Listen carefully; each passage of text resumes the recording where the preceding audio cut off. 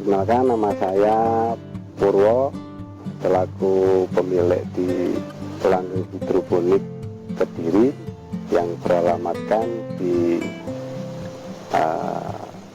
Kelurahan Pagunden, Kecamatan Pesantren, Kota Kediri.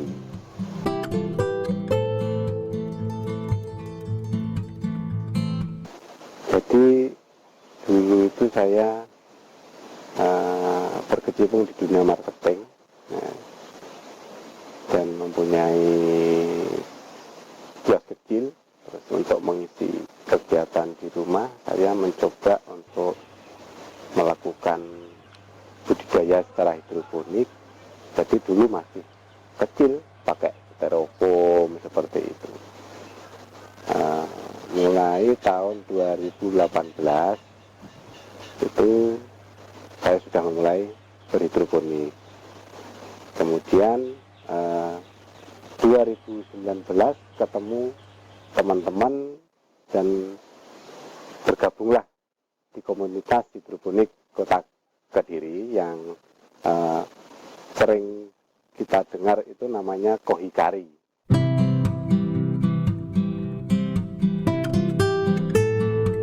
Dulu ya minim sekali, saya pakai styrofoam, saya beli 100.000 dulu tuh untuk coba-coba itu pakai styrofoam, jadi ya kecil gitu. Kemudian di pelatihan di seminar yang kedua itulah saya membeli alat-alat hidroponik, paralon. Ini paralon sudah 2 tahun. Ini pertama kali saya membuat hidroponik seperti ini, saya lubangi sendiri. Jadi biayanya dulu kalau tidak salah 2.500.000 saya membuat hidroponik skala produksi.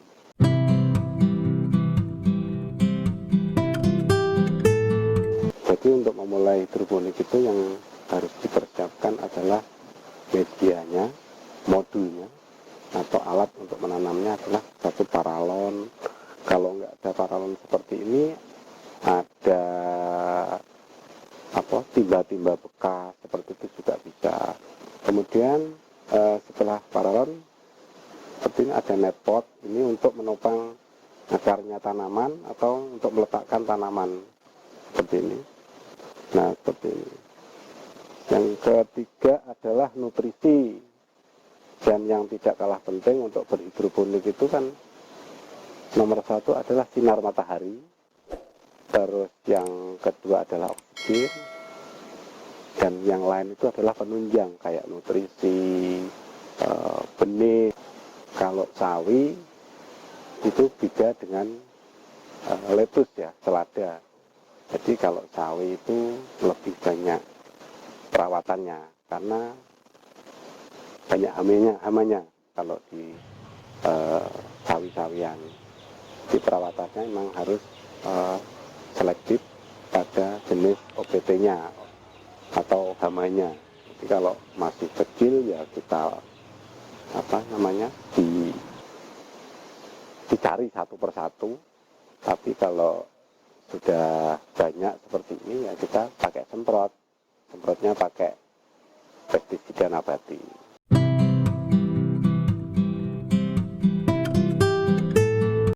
Pasti lebih bersih ya, lebih bersih karena tidak menanam di tanah.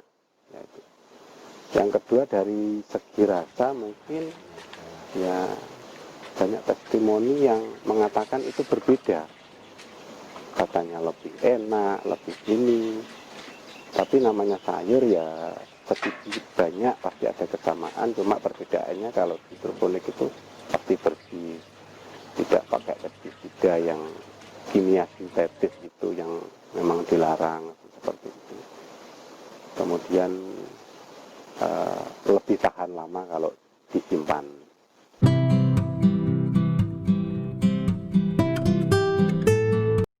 Semua tanaman sayur itu bisa dihidroponik, Mas. Jadi bahkan yang berbatang keras pun juga bisa dihidroponik. Tapi kebanyakan itu yang dihidroponik itu sayur dan buah.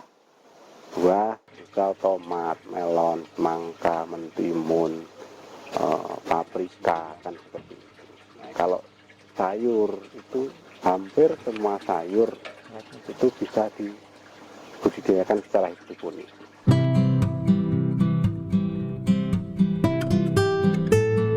Nah ini mas yang enak itu di hidroponik, enaknya ini. Jadi kita mau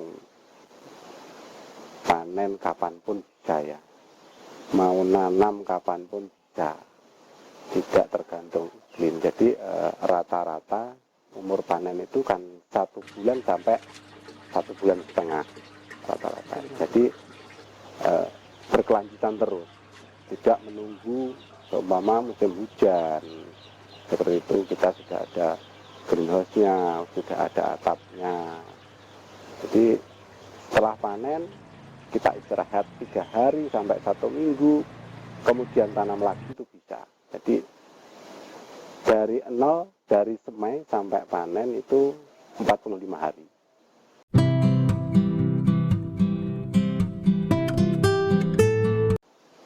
Kalau hobi biasanya itu sering teledor mas. Jadi hobi itu kalau pengen lestari, pengen berhasil, pengen berlanjutan ya harus telaten.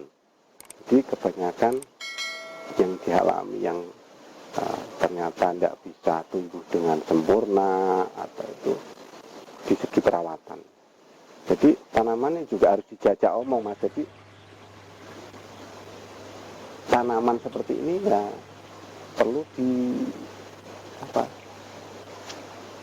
dirawat setiap hari. Jadi tidak boleh terus sistem sudah berjalan kita tinggal 2 hari baru dirawat lagi, itu tidak bisa. Jadi harus memang setiap hari harus dirawat.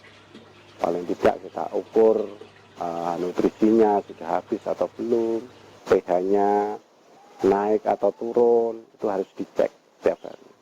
Jadi kendala yang sering terjadi itu karena kesibukan ya.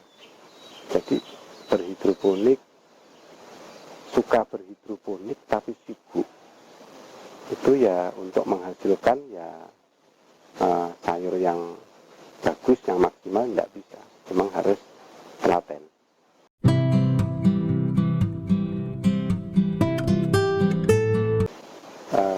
Kalau saya ini kebetulan sudah ada yang ngambil mas. Jadi setiap kali panen itu sudah ada pasarnya, ada tengkulaknya. Bagian ada yang ke Surabaya, bagian ada yang ke Bojonegoro, dan banyak teman itu yang ngambil juga, beli 3 kilo untuk dijual kembali atau 1 kilo untuk dikonsumsi sendiri seperti itu. Dan kalau hidroponik itu teman-teman banyak online-nya, jadi market yang terserap sekarang itu di online.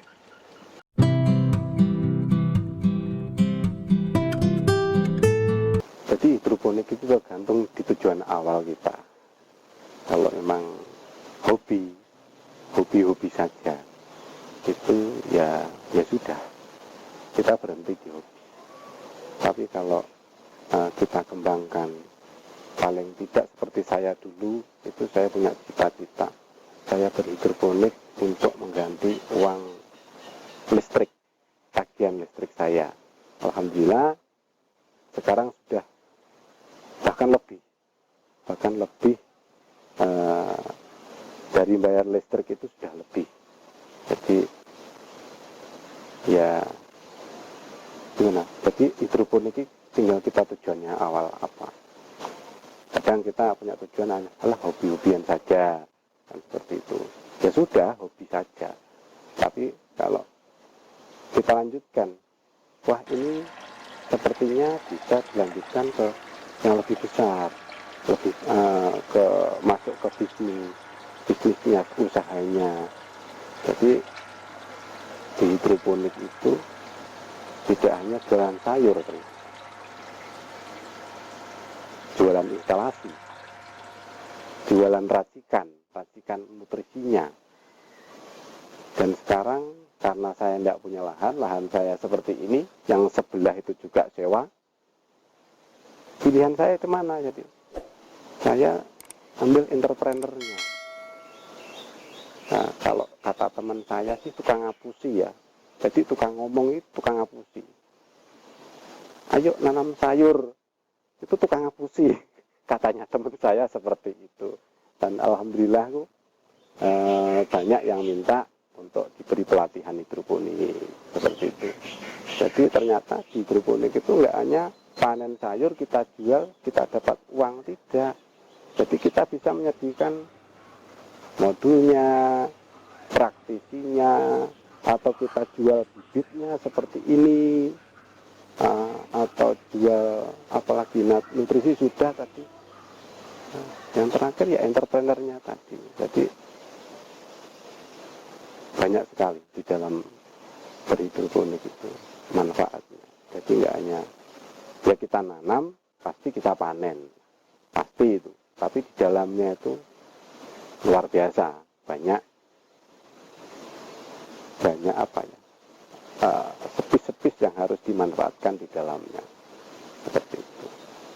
Ya garis besarnya memang hidroponik bisa ditanam di mana saja, kapan saja,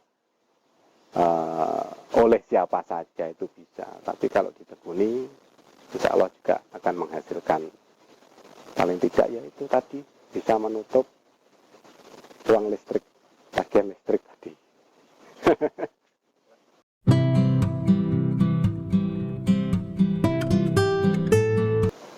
Dari saya seperti itu tadi.